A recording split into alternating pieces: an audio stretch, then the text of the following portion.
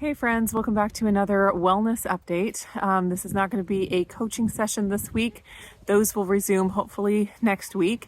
But I have an update for you. I've learned some things over this past week or so that have shed some light on some of the issues that I've been dealing with recently. So in the middle of February, I noticed on my Fitbit data that my resting heart rate was going up. It had been like in the mid 70s pretty consistently, and it started just going up and up and up through the 80s, and that was really concerning.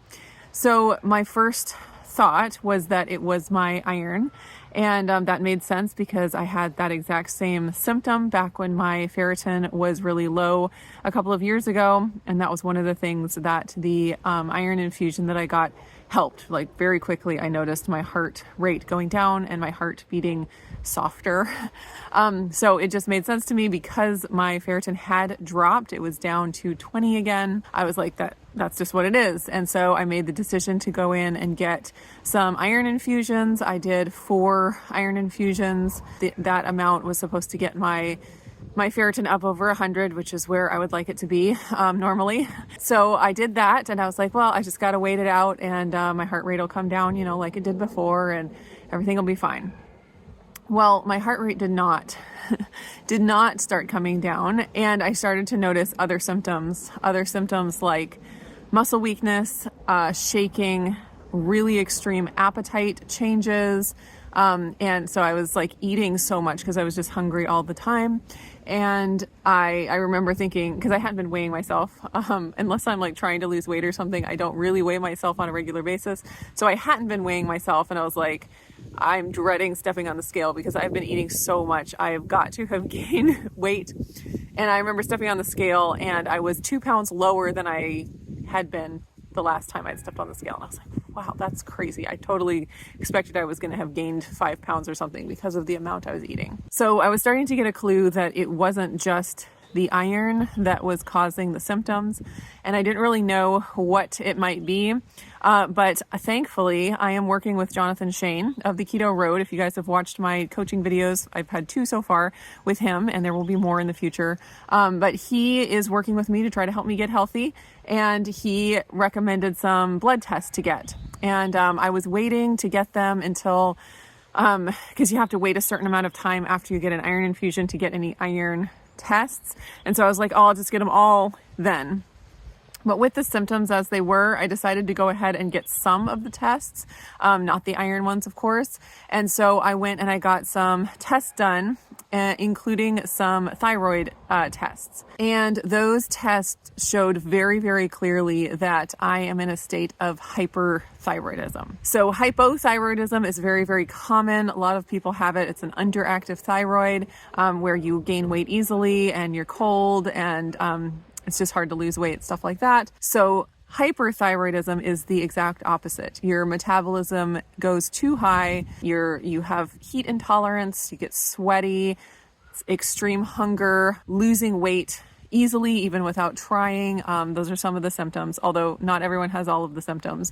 And a lot of people actually do gain weight with hyperthyroidism, and after experiencing the hunger, I can imagine that if I was eating a standard American diet and I was just letting myself eat whatever I want with that amount of hunger, I can see how it could make somebody gain weight. But a lot of people also do lose weight. So I got those test results last week, and amazingly, I had already scheduled an appointment with my doctor. There was like a 3-week wait to get in to see my doctor, but I had already scheduled an appointment with her because I needed to talk to her about other things.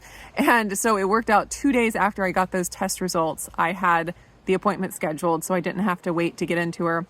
So I went in to see her, and actually that was Wednesday, the day that I usually do my live stream with Lindsay. So my appointment was in the morning, such that if everything went as planned, I would have been home in time for the live stream. So we could do that together like we enjoy doing every week. So I told her, I was like, I might be on time, I might be late, but start without me and I'll hopefully pop in. So I went to see my doctor, and she was actually quite concerned. And she said, you need to go get blood tests, more blood tests right now. She also found a nodule on my thyroid on my left side. And so she says, you need to go get this checked out with an ultrasound. So pulled some strings and got an ultrasound appointment for that afternoon. So I went, I got my blood drawn. I came home. My husband took me to the ultrasound appointment. So with the ultrasound, of course, looking for cancer or toxic nodule. I don't know all the things, but looking for different things, including cancer. And then also a lot of the blood tests looking for antibodies, because Graves' disease is an autoimmune disease that causes hyperthyroidism. So that is the most common type of hyperthyroidism. So I'm looking at cancer, I'm looking at autoimmune diagnosis. It was a pretty emotional, stressful few days there.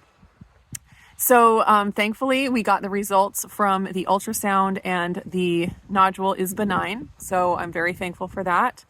And then just yesterday, got in the test results, the blood test results, and my antibodies are low. I don't have, at least it looks like at this point, I don't have Graves' disease, and it's not autoimmune related. So what my doctor thinks has caused this hyperthyroidism is actually iodine supplementation. If you guys have been part of this community for a while, you know that iodine has been a huge subject. I have Dr. Brownstein's book. I have listened to countless interviews. I've heard lots of people talk about the amazingness of iodine and how we need it and how we can't live without it. And so I started supplementing with iodine probably a year and a half ago. And I really took to heart and trusted what I heard some of the doctors in our community say. One of them flat out said that iodine does not cause hyperthyroidism. Another doctor said that if you take more iodine than you need, you just pee out the extra. And I really believed that. I took that to heart. And over this last year and a half, it really just was a habit. That's something that I did every morning. I put the drops in my coffee and I had my coffee and my iodine, and I didn't think too much about it. And then all of a sudden, after a year and a half, my body decided that was too much. So after learning this, of course, I'm, watching more YouTube videos, doing more research. And there's a doctor that I really respect and I've listened to before, Dr. Alan Christensen. And it's amazing how two smart doctors can have the absolute opposite conclusions. So like Dr. Brownstein, he's all about iodine, and he says that the reason for the massive number of thyroid issues that we have in the US and in the world today is because iodine is too low and the soils are depleted, and we have, too many things that are blocking iodine, and we need more. And then Dr. Alan Christensen, also, I think he's a naturopathic doctor. He's very smart. His view is that the large amount of thyroid problems we have in the US is because we have iodized salt and we have more iodine than we need. And he has this whole protocol where you, if you have thyroid disease, you go on this ultra low iodine diet, and he has like foods that are high iodine and you avoid those, and you eat, the foods that are very low iodine, and going super low iodine, like under 100 micrograms a day, that he says that heals thyroid disease. So ultimately, we are all responsible for our own health, and we do have to make our own health decisions. But I'm not telling you that it's easy, because you can hear two separate people saying exactly opposite things, and they both are respectable and smart, but for whatever reason, their understanding has led them to two different ideas. So obviously now with this experience that I am going through, I am changing some of my views, and I do hope that my story can just be information to know that it is possible to go hyperthyroid from iodine supplementation. There are those out there that say that that's not possible. And because of what I have experienced now, I can't believe that anymore. So My doctor has prescribed me a couple of medications that I'm going to take. I've actually started taking, and they're supposed to help lower my thyroid hormones and help with my heart rate. With high thyroid hormones, there's the danger of thyroid storm, and my thyroid hormones were very high. So that is definitely a concern. So I really needed to get this under control quickly. The good news is that if it is iodine induced, that I should make a full recovery.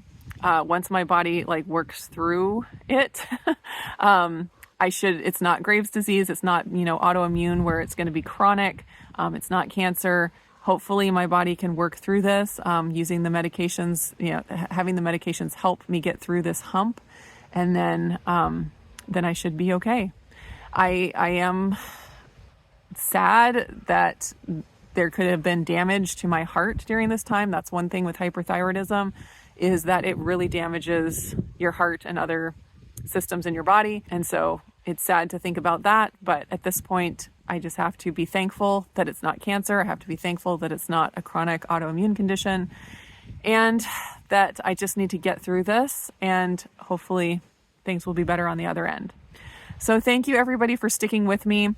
I say this all the time, but what I do is never meant to be medical advice. I've said that so many times, so hopefully no one's under the impression that I am recommending any of these things to anybody. I am just sharing my experience. And also, be careful. Be careful with the information you get on the internet. Everyone says, check with your doctor before you XYZ. That is a good piece of advice. We should have a doctor that we trust, that we can run things by. Because we can't be experts in everything. I mean, maybe some of you are, but I'm not. And to have someone to bounce it off of that maybe has more expertise than you do in a certain area is a valuable thing. So I'm going to get through this. I am going to continue my coaching with Jonathan Shane. He's going to help me. He didn't know what he was getting into at the beginning of this. But he's going to help me with, rebuilding my nutrition after this. One thing with hyperthyroidism, when your metabolism is revved like that, you can lose proportionately more muscle than is healthy. So really after this, once my heart rate is under control, once I can start exercising again, strength training is going to be really important. Cardiac health is going to be really important.